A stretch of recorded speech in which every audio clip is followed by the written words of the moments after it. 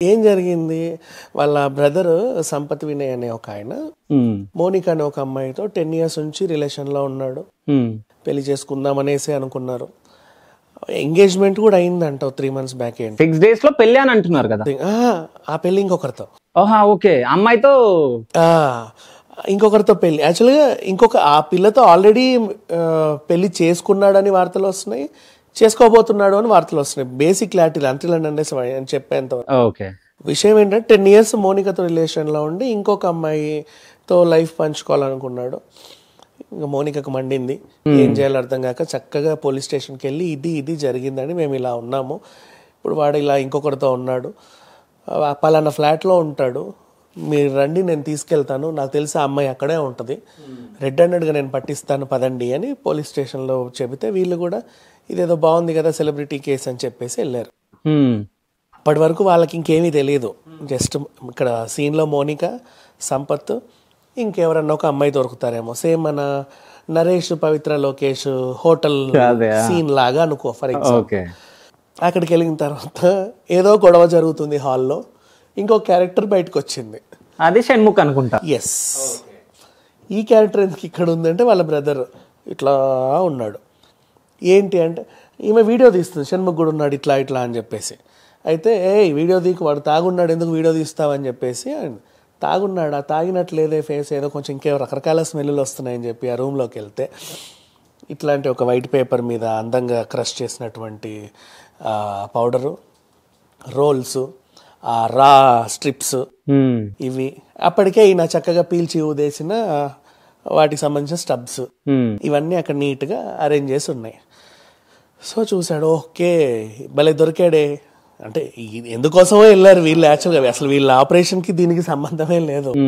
ఈయన ఇంకొక కేసులో దొరికాడు, పట్టుకొచ్చేసి అరెస్ట్ చేయడం జరిగింది. ఇకపోతే షణ్ముఖ్ గురించి మాట్లాడుకుంటే ఏదో ఈయనకి వైజాగ్ బేసికలీ ఆ ఏజెన్సీ ఏరియా నుంచి చిన్నప్పటి నుంచి ఇతనికి అలవాటు ఉంది. ఇప్పటి నుంచి అనే కాదు, ఇది కొత్త ఏం కాదు, ఆల్రెడీ అన్ని వ్యసనాలు అలవాటు ఉన్నాయి.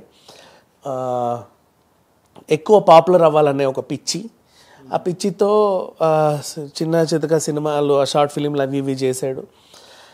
అవేంటో అదృష్టం బాగుండి కొంచెం హిట్ అవ్వడం. ఆ మధ్యకాలంలో ఎక్కువ షార్ట్ ఫిలిమ్స్ జనాలు ఎడిక్ట్ అయ్యి, అంటే అమ్మాయిలు కూడా మంచి మంచి అమ్మాయిలు పెట్టుకున్నారు, దీప్తి సునైనా ఇట్లాంటి వాళ్ళతో సాంగ్స్ అని అవన్నీ ఇవన్నీ చేసి కొంచెం ఫేమ్ రావడం.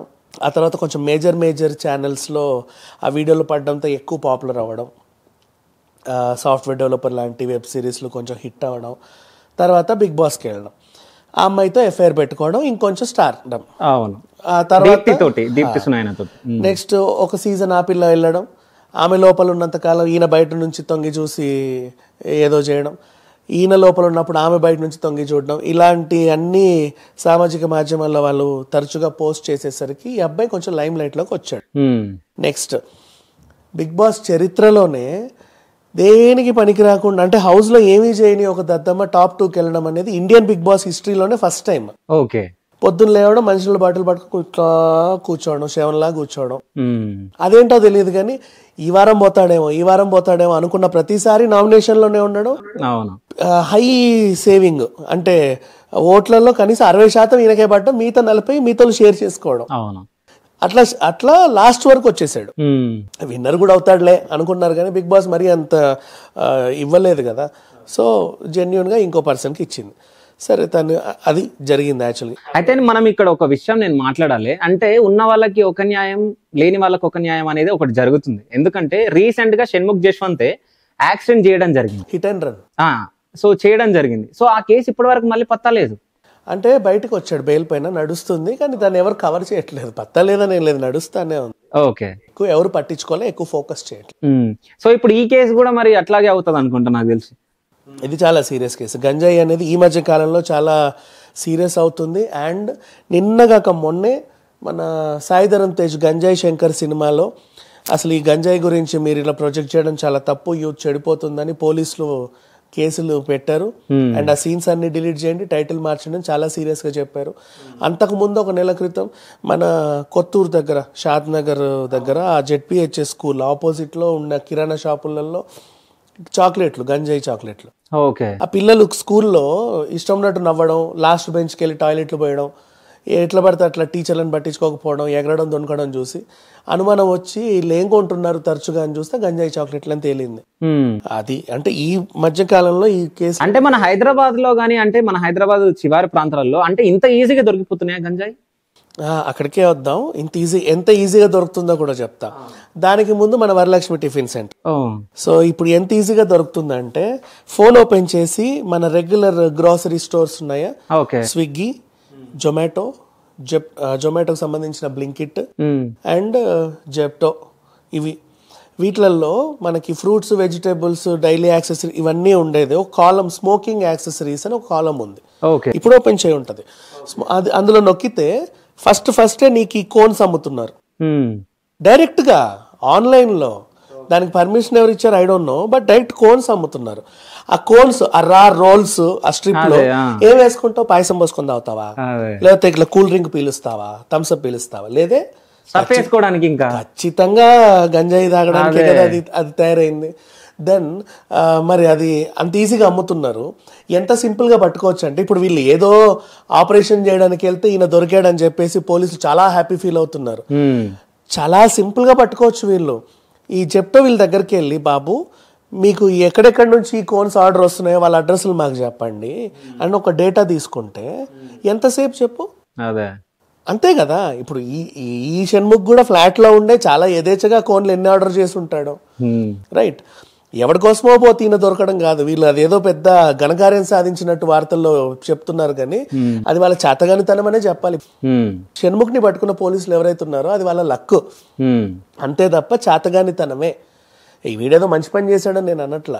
అంటే ఎప్పటి నుంచో, నాట్ ఓన్లీ నౌ, దాదాపు 2 years నుంచి నేను చూస్తున్నా. కానీ అందరు తనని అంటే ఒక సాఫ్ట్వేర్ లాగా కనిపిస్తాడు, ఇన్నోసెంట్ బాయ్ అని చెప్పేసి అందరు అనుకుంటారు. ఎవరు అనుకుంటారు? చాలా మంది అనుకుంటారు. ఇప్పుడు సాఫ్ట్వేర్ డెవలపర్ మీరు అనుకోరు. మీరెందుకు అనుకుంటారంటే అంటే మీకు అంత అనుభవం ఉంది అంటే ఎవరేంటి అనేది మనం చూస్తానే ఉన్నాం కాబట్టి మనం ఎందుకు అనుకుంటాం. ఆయన ఎన్ని పార్టీలలోనూ ఎన్ని చేశాడో మనకు తెలుసు. కానీ తనకి ఎంతమంది ఫ్యాన్స్ ఉన్నారు. ఇప్పుడు తను బిగ్ బాస్ లో టాప్ 2 రావడానికి కారణం జనాలే. దానికి దీనికి సంబంధం లేదు. ఇప్పుడు తెర మీద వాళ్ళని అభిమానించేది వేరు, తెర వెనుక వాళ్ళు చేసే పనులని అసహించుకునే వాళ్ళది వేరు. యాజ్ ఆ షార్ట్ ఫిలింలో అయితే ఆయన గంజాయి తాగండి నాకు అభిమానం పెంచుకోండి అని చెప్పలేదు కదా. ఆ అభిమానం ఓకే, జెన్యూన్ అభిమానమే. చాలా మంది ఫ్యాన్స్ ఉన్నారు. అండ్ బిగ్ బాస్ టైంలో ఈ అబ్బాయి ఏంటి ఇలా ఉన్నాడు అతని గురించి రివ్యూలు చెప్పినా మనల్ని అటాక్ చేసిన వాళ్ళు ఉన్నారు. అంత ఫ్యాన్ బేస్ కూడా ఉంది, పర్వాలా. కాకపోతే ఏంటంటే ఈ చేసిన పని ఇది. అండ్ డ్రంక్ అండ్ డ్రైవ్ ఎన్నిసార్లు తిరుగుతాడో, ఆ హిట్ అండ్ రన్ కూడా తాగి నడిపింది. అది కూడా పెద్ద కేసు యాక్చువల్లీ. సల్మాన్ ఖాన్ లాంటి వాళ్ళనే కోర్టు వదల్లా. ఈ అబ్బాయి బెయిల్ మీద తిరుగుతున్నాడు, సరే అంతవరకు బాగానే ఉంది.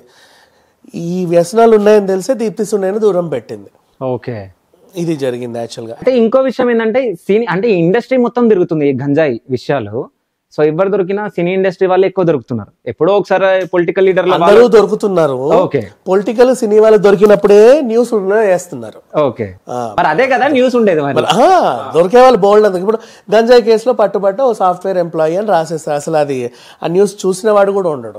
అదే గంజాయి కేసులో పట్టుబట్ట పోనా విజ్ఞాన్ దాసరి అనేది ఏదో ఒకటి